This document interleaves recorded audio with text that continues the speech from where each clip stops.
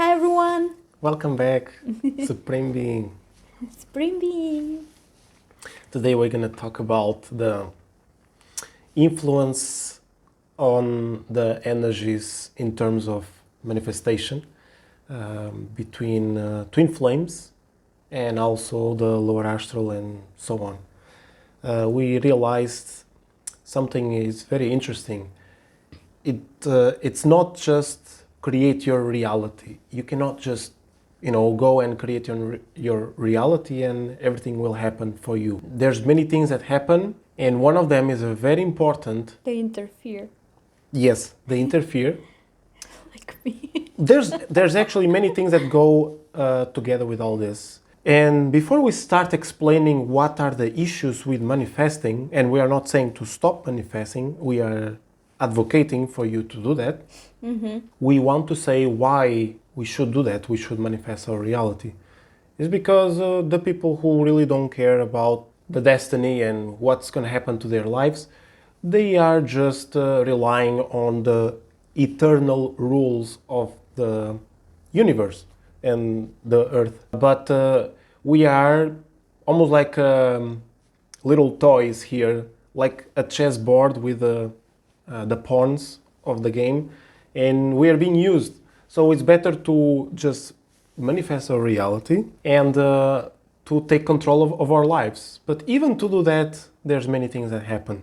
Mm-hmm. We have experienced many times when we are trying to manifest something. I mean, we don't even try. We just send our message towards the universe and just things come back to us. But most of the times they come not exactly as we have imagined them. And we are actually speaking about this topic because it refers a lot to the reality of the twin flames.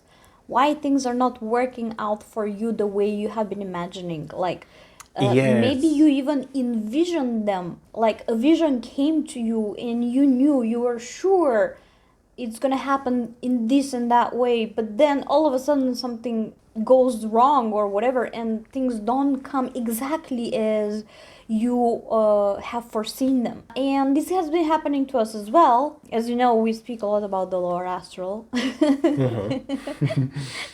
We have quite a good experience with it, and I'm pretty sure many of you do as well. And we realized that many times, if not many times, even maybe like all the times, there's a very beautiful bird outside again. Where is it? It's just there by the pillar. Here you go. It came here by the top. Hella, super beautiful. I cannot film because he went away already so fast. The lower astral grabs onto anything that we are not cautious about, and it really is not possible to be cautious about every single word you say, every single thought that passes your through your head. Things happen, we say things, maybe we go emotional or whatever, and this causes the manifestations to retort in a way. Not only this, but the lower astral works very much for different glitches of the matrix to happen. One of the classic fails for manifesting your reality is the lack of trust in yourself and just not having enough faith, because you really need to believe on what you're doing. You cannot just say something or practice something and not believing. It's just not gonna do it, because the universe is smarter than you. You have to think like this. And the universe knows that you are not believing in it, so why should this thing be manifested? Second issue is exactly what Petya is talking about, the lower astral interference. Mm-hmm. And actually we got a revelation today that it's not just you manifest and that's it. There is almost like a competition. So energy is almost like calling a bird that you want this bird to come to you, for example. And if it comes to you, this bird is going to give you a gift, whatever you want. However, there's someone else calling this bird as well, this same bird. And whoever this bird goes to first, it is when the manifestation is going to occur and to whom. So, for example, you're calling this bird and someone else dressed in black, which is the lower astral, is going to call this bird too. If this bird goes to the lower astral first, before you, your manifestation is going to fail to the ground and it's not going to be manifested, and you have to do all over again. You know, put the faith, put the work, and so on. And there's another thing. It's not just a competition between the two. Yes, it is a competition, but there's something beyond that. Like, there's a lot of energy that we send to the universe when we manifest. So, for example, you're manifesting for your twin flame to wish good health, wisdom, and so on, and wealth. However, if the lower astral, all its entities and stuff like this, is playing on the other side, saying, no, we don't want this. We want all the bad stuff, you know, all the opposite that he just said. And the lower astral has a lot of players, has a lot of entities working for the lower astral to make this happen.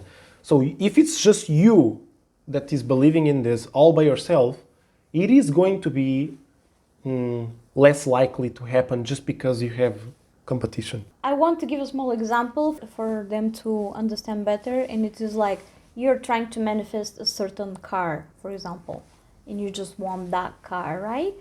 And all of a sudden it comes to you. I don't know in what way, this doesn't matter. But the car that comes to you is broken. Yep. And you didn't even foresee that, because when we tell to ourselves, I want to have whatever car, for example, we don't even think that we have to say it has to be new or it has to be in great condition or whatever. Then it comes in ways that we didn't envision. Another thing that I came up as a download while you were speaking is that actually, so the moment you get together with your twin flame, these glitches start to become more bearable. Why? Because the twin flame energy multiplies things. So even if the lower astral sends you a broken car, retorts everything and comes a broken car to you, the twin flame energy is going to do anything possible to fix that car, and it will achieve it. It might not be like immediate, but it will do it. Either the car will come broken and then somehow someone is going to fix it for free, or the car is going to get fixed along the way when it reaches to the destination, which is to you. It will be already fixed, or nothing broken will have, totally perfect. In our reality, for example, was the house. We were imagining a certain type of house that we wanted to live in. And we did get a house, but it was really not what we were imagining, because all of a sudden we came up with a house that we had a lot of things to fix in. And it was not quite exactly what we were envisioning. But eventually we realized that this house has a great potential, and we can turn it not just what we were imagining, but maybe even better than this. And we are working really hard together, the two of us, always participating both energies in whatever projects we do. It might be just witnessing the one, the other is doing the work and the other is just wandering around, but it doesn't matter. The energy is already there, it multiplies, and it makes it come true. Another thing is, when we are separated, creating the reality individually, we have so little energy to achieve it. We already start to see ourselves how small we are. But as soon as we get together, it happens quite fast, and it's very powerful. It's and like we can move mountains. We can move mountains, and we don't feel the competition that much. It's already starts to disappear. Yes. Yes. I hope you enjoy our videos. Make sure to subscribe if you're new to our channel. We try to make all kind of different type of videos. Lately we're experimenting with different formats. Yeah, and make sure you get our ebook if you don't know yet. It's about the twin flame union to be healthier than ever. Yes, we really hope at least to help a few people with this book. It will be good enough. Love you guys. Love you.